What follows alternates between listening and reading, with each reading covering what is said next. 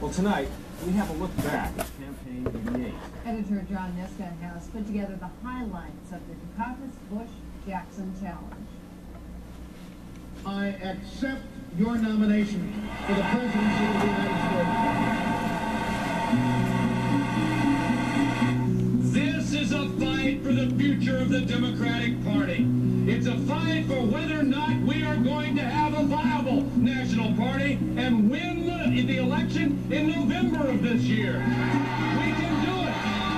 When you see Jesse Jackson, my name goes in nomination. Your name goes in nomination. I was born in the slum, but the slum was not born in me. And it wasn't born in you.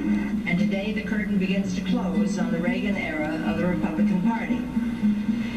We've had a wonderful run, but the time has come for the Bushes to step into political leading roles.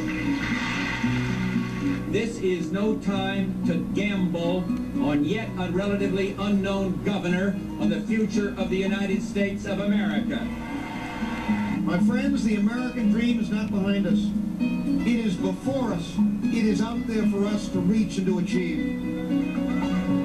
Here it's a sunrise every day. Fresh new opportunities, dreams to build. Because here in our country, it means something wonderful can happen to you. And I introduce to you now, my friend, the next Vice President of the United States, Senator Dan Quayle of Indiana. May I present to you, with respect, with affection, and with great pride, the next Vice President of the United States, Lloyd Bentsen. One thing I know, I may not get the ticket, but I'm qualified. That's what I know. We have to win! We have to win! We're too close to where we're going. Too far from where we started. It was never promised that the road would be easy. And as all of you remember, John Kennedy worked, and he ran his marathon, and he got the nomination. With your help, history is going to repeat itself in 1988. I have as much experience in the Congress as Jack Kennedy did when he sought the presidency. Senator, I served with Jack Kennedy. I knew Jack Kennedy. Jack Kennedy was a friend of mine. Senator, you're no Jack Kennedy. What it all comes down to, after all the shouting and the tears, is the man at the desk. And who should sit at that desk? My friends, I am that man. Remember that famous headline? Dewey beats Truman. And remember this, folks. It's not pollsters that vote on Election Day. It's the American people. But George, just one personal request. Go out there and win one for the giver.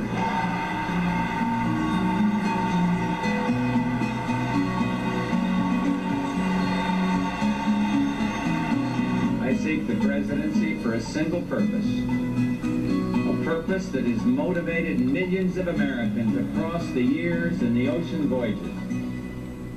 I seek the presidency to build a better America. It's that simple and that big.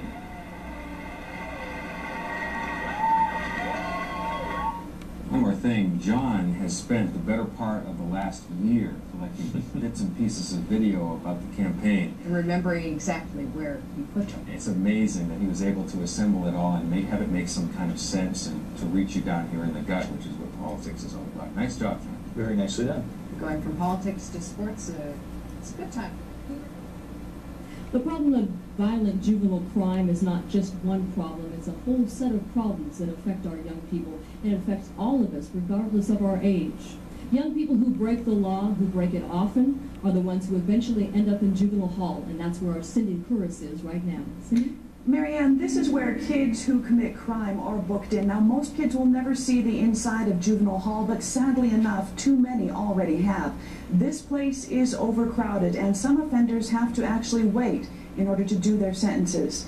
It is just one problem facing our children in a world changed so much since their parents were young.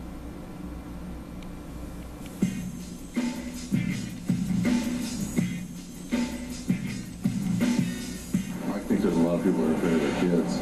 Actually, some guy came up and offered us drugs, came from behind us and scared us. So they're faced with being a grown-up too soon, I think.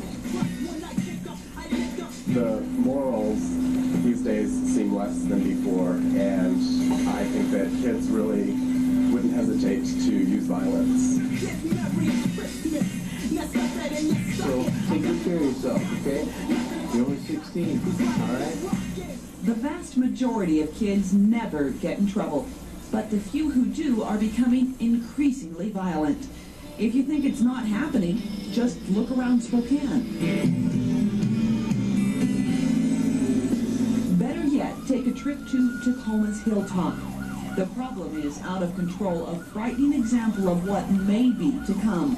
In the last 7 years, Hilltop violence has claimed 126 lives, all under 24 years old.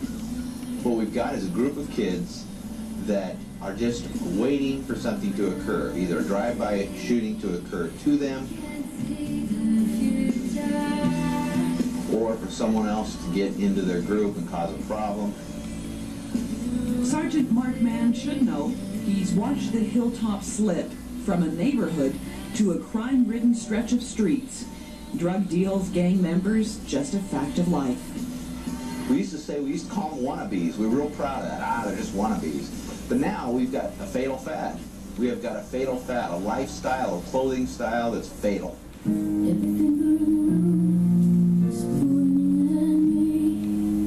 By morning in Tacoma, it is likely one person has been raped, killed, robbed, or assaulted once every hour and a half.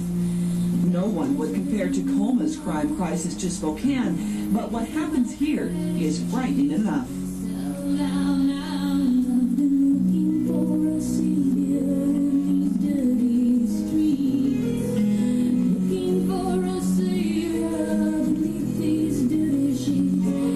I think there's a lot of anger due to a lot of socioeconomic issues.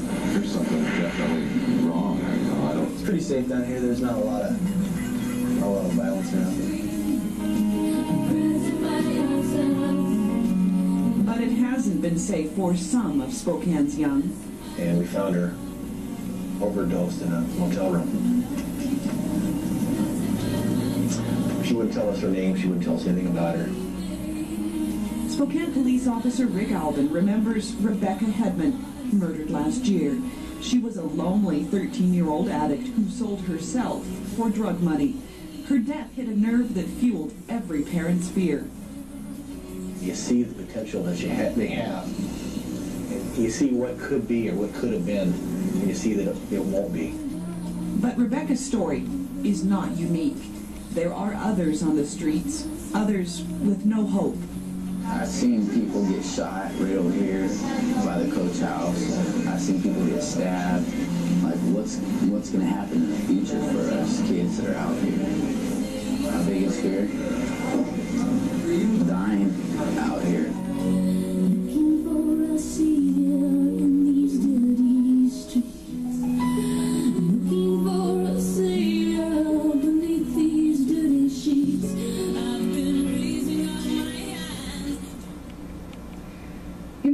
That Cindy Kuritz just presented to us was the catalyst, one of the catalysts that we're here tonight, and that was the tragic death of Rebecca Hedman. Many of us found ourselves asking, how could this happen to a 13-year-old in our community? What is wrong with our society, and what are we not doing for our young people? That a young girl that won a terrific kid award in grade school and wanted to be a veterinarian could end up with such a tragic death. Now, in the months since this happened to Rebecca,